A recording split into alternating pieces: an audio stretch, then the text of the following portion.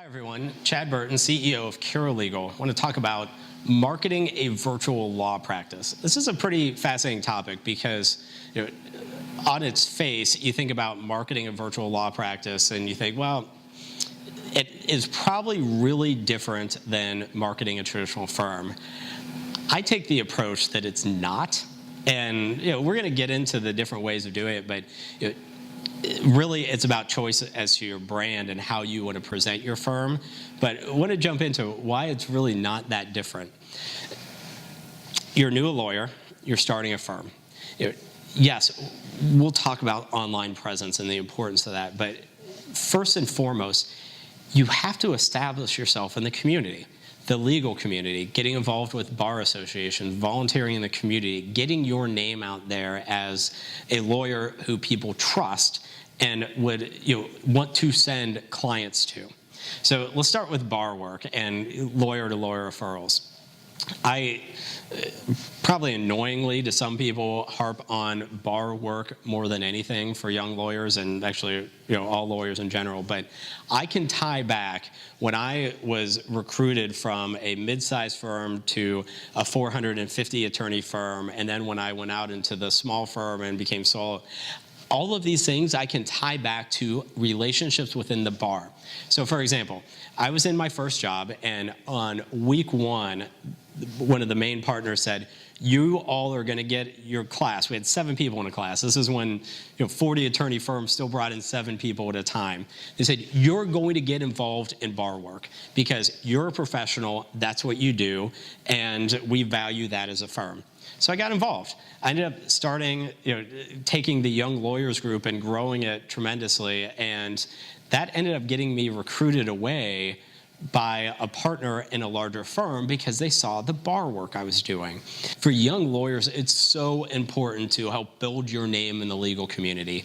I can tie back my job changes when I was recruited from a mid-sized firm to a large firm, and then when I went out into a small firm, those were all tied to the work I was doing in the bar.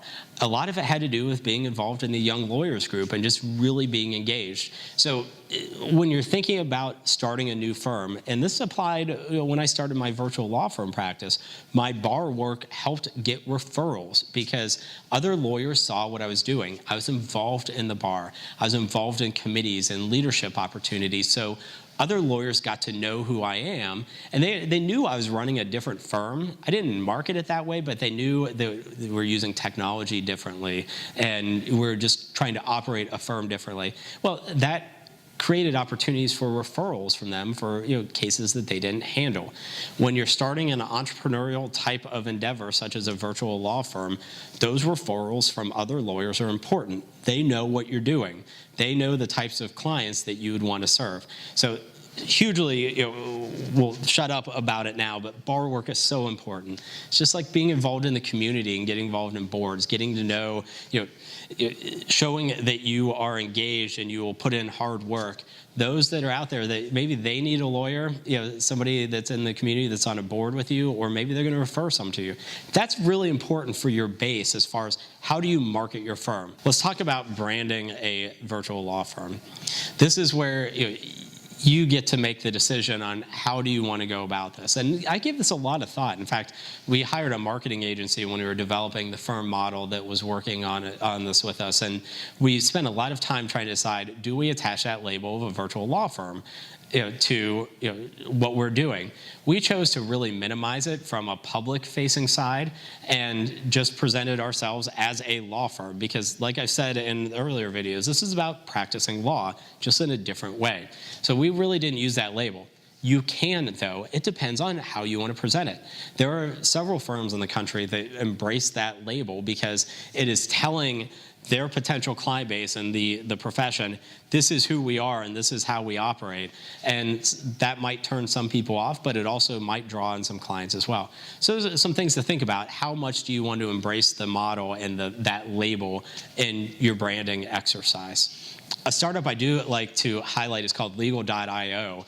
They have this online community platform where a member of the public can go and find a lawyer, but they're doing it in a different way. So the consumer goes to the site, types in, I want to start a business, or I hate my spouse, and they put their location. They don't put confidential information in, but then what the technology does is it matches up that potential client with the right lawyer for the work, which is pretty fascinating. So now the client is not going through a long list of potential lawyers.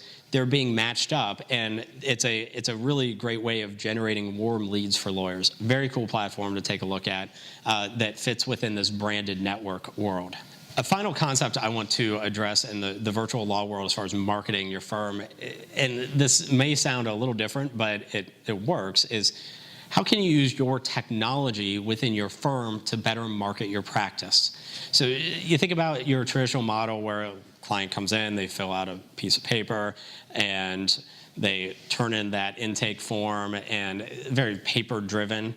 If you're using sophisticated but simple online intake forms where people can fill out their information online, it is then being pushed into your practice management system automatically, or you're using document management platforms like the Boxes or Dropboxes or Clios, where you're sharing documents where clients that don't have to send 10 emails saying this has attachments 1 of 3, 4 of 10, and on. They can just upload their documents to your document management platform in a very easy manner.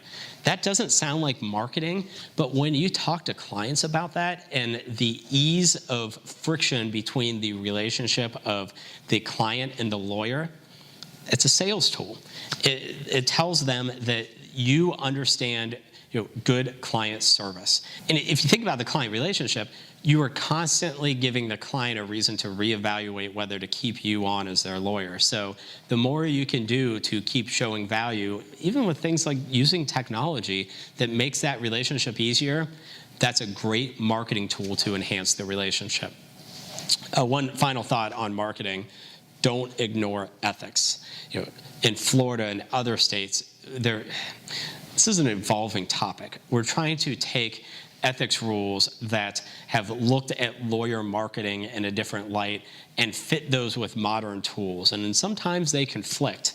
And you may watch this video right now and then watch it again 2 months from now, and the rules may be in process of changing. Obviously, it takes time to change the rules, but the mindset is switching quickly. So keep an eye out on what does your jurisdiction say as far as the ethics rules are concerned for lawyer advertising.